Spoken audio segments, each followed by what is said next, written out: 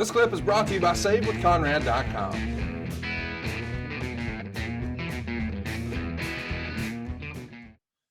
Let's talk about sort of the other thing we haven't addressed. It's going to be a big part of your name and the way the whole thing comes together. I know this is going to be a long discussion, but I'm ready to get into it. The National Wrestling Alliance. Once upon a time, the NWA was the big dog of professional wrestling, sort of pre Vince McMahon going national. It was the belt. It was the organization. But when Jim Crockett Promotions went under and they ultimately sold to Turner, it became a whole new ball game, and they focused more on world championship wrestling. And slowly but surely over the course of the next handful of years, the NWA name sort of faded away. And now you guys are starting back up, and it appeals to someone, either you or your dad. Hey, what if?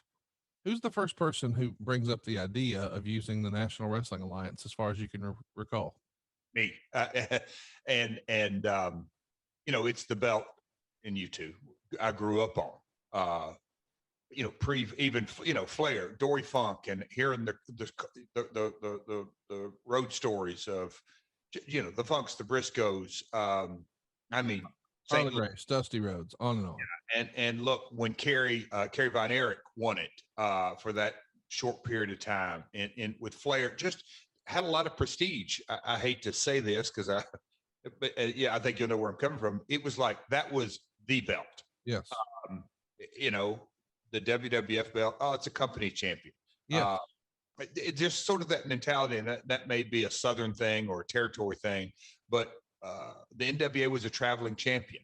And wasn't, growing up here in my home territory, you didn't have the world champion every week. It was something that came and went.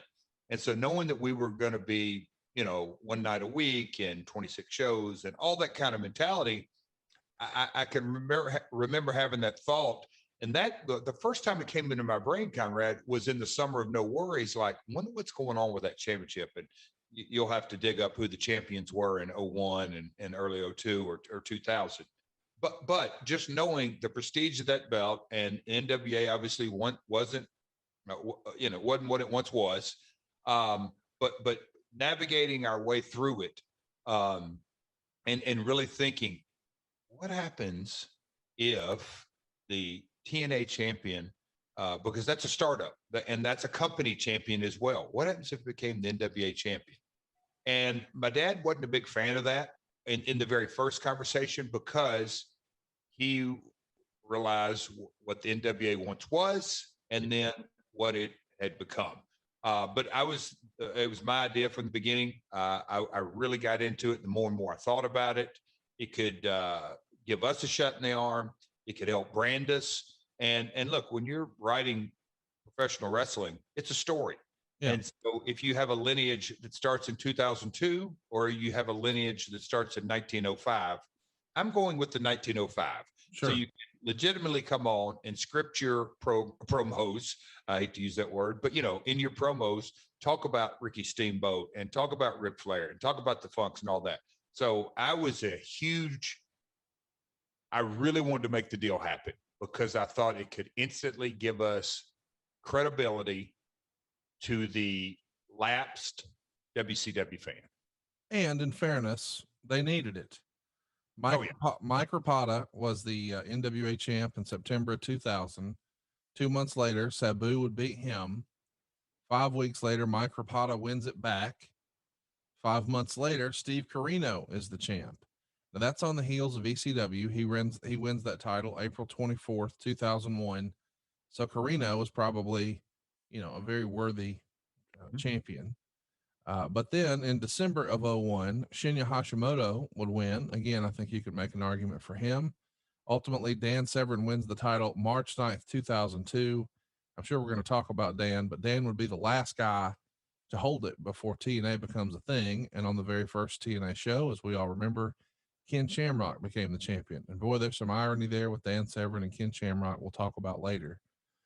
But when you first have the idea of, hey, we could do well by them, and by them we mean the National Wrestling Alliance, because there is still a small group of NWA promoters who are trying to hang on as independents, and they grew up in the same area you and I did, and they really liked the idea of the NWA still existing and them being a part of it. but by and large, it's not very well promoted. So, who do you have those conversations with as best as you can remember about, hey, how do we put together an NWA deal? And is the name Bill Behrens involved at all? Because it feels like he was the guy that I was most familiar with in the South. And then I guess up north, it was probably Corluzzo. But who were you talking to about, hey, what if on this NWO idea or NWO? So let me just back up a little bit, Conrad, give you a little bit more context. In 1988, maybe there's an episode in the future on this, all the talent that came through Tennessee. But a guy named Shinji Hashimoto came with Goto. And Chono was in Alabama. So though they were the young boys in New Japan. So I knew Hashimoto firsthand. You know, I'd worked with him a lot. And also Mike Rapata was a Middle Tennessee. We'll get to Burt Prentice probably later in this episode in the Huntsville promotion. But anyway, Mike Rapata was a Burt Prentice guy. So anyway, those two guys I knew firsthand, obviously Carino, I mean, the whole list. Yeah. So that whole mindset, that was like, I would say in my backyard, but in my headspace. But the names of the NWA, and I had to do some digging. Obviously, me and Bill Behrens go back to the late 80s as well. Working, he did some syndication for my father, and I'd known Bill, you know, not the day that I broke in, but early. So Bill was one person. There's a guy named Jim Miller up in Pennsylvania. There was Fred Rubenstein. There were the different territorial areas. So they had a board, and I had to do my research. And I know Bob Trowbridge over in the Carolinas. So there was a group of promoters that were not like it is today with Billy Corgan. Billy Corgan bought the name, the rights, from Tharp. It's a whole different mindset. Back in 2002, it still was a quote unquote sanctioning body like it used to be with Munchnick and Von Erich and Crockett and Graham, you know, all those names. It was still a sanctioning body of promoters that controlled the titles. And so I was talking to all of them. Bill was my conduit from the very beginning, but then it opened up into the larger group discussion. So let's talk about, you know, is that an easy deal to put together? I mean, are some of the independent promoters trying to undermine it and say, oh, we don't want to do that? Or if we're going to do this, we still need to have some say and we need to have some power? Or how does that become a happy marriage, if you will? And so it was a process of phone calls and I'll call it pitching the deal. Remember, everybody that was on that board remembered the quote unquote, and here goes that t-shirt, quote unquote, but anyway, remembers the glory days of the NWA. So what made those the glory days, comparatively speaking to 2002? That distribution. They were on TV. They had a means for their traveling champion to appear on television. At this time, again, no WCW went away. They just didn't have, you know, there was no exposure to it. And we were going to give a Wednesday night platform of a pay-per-view to give some prestige to that title. And also all these local promoters knew that, okay, they're running just on Wednesdays. They're going to get priority to book the champion. They're going to get the champion to be booked at a discount. They're going to get the tag champs. So the NWA name is going to be on TV on Wednesday nights or be on pay-per-view on Wednesday nights. But with that being said, they're going to have the ability to monetize their asset on Fridays and Saturdays on a continuing basis. So that was the upside to them, that you can have a champion now like you have and keep heading down that path, and they weren't making anything. That's something that I'm so, it almost makes I love the fact that how healthy independent wrestling is. Yeah. It is truly the lifeblood in 2021. In 2001, 2002, Conrad, I don't know if you even realized, because you were, I don't know if you, how involved you were. I mean, independent wrestling was dead, embarrassingly bad. Yeah. In so many ways. And I'm not saying every promotion, it just isn't anything like it is today. I mean, over in the UK, they had I think their independent wrestling scene began to grow a little before ours back here in the States did. But anyway, it was dead. So the NWA promoters had the choice. We can keep on keeping on and doing the exact same thing. And are they going to expect a different result, or are they going to give us a shot? Again, if it didn't work out, no harm, no foul.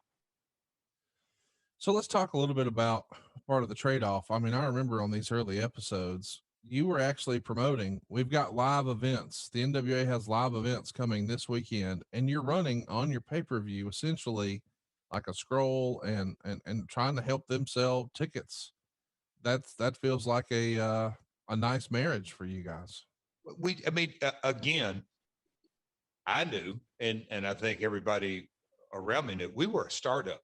Yeah. But quicker that we can promote the fact that we're a walking, talking, living, breathing, no matter how small we were, that we're up and running, and we have champions, and we have a lineage that dates back to 1905, and these were our former champions of this championship, and there was a legitimacy to that. And we have live events here down in Texas and Pennsylvania and wherever it may be. So yeah, it was good for both brands. I feel strongly that saving money is important. You know, if it's not something we worry about now, boy, we are really going to worry about it later. And I want to help you get out of debt faster and do it with cheaper monthly payments. I'm talking to you if you're in a 30-year loan. Now is the time to take years off of your loan. We're routinely helping our listeners cut 5, 10, even 15 years off their loan. And you can do this without perfect credit with no money out of pocket. You've just got to start at savewithconrad.com. Hey, let's put a button on the NWA thing. I forgot to ask this. Was there any financial contributions for you guys' side? Did they say, well, if you're going to use our name, we need 10 grand or something? Okay. No, it was a licensing agreement. As in a part of that, the upside for them was not only putting their name on pay-per-view, but they were going to get utilization of the champs first priority. Each territory or each promoter was going to get the champion twice a year. There was wording in that contract. Hey, it's Conrad Thompson. Thanks for checking out the podcast here on YouTube. Be sure to hit the subscribe button and the notifications bell so you get a notice anytime we upload some new content. And go save yourself some money right now. If you're in a 30-year loan or you have credit card debt, it's not a matter of if I can save you money. It's a matter of how much. Find out right now for free at savewithconrad.com.